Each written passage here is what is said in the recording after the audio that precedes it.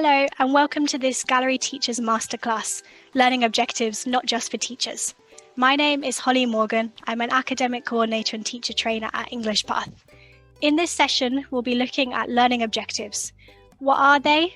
How do we write them? And how can we use them in the classroom? We often think of lesson objectives as just something we write in our lesson plans that only we and the observer sees. But they're a really useful tool in our classrooms to show our students how they are progressing and to show them how to use the language and skills that they study with us outside the classroom. It's really important to give them this real life context for the language and skills so that they use it and they improve their English.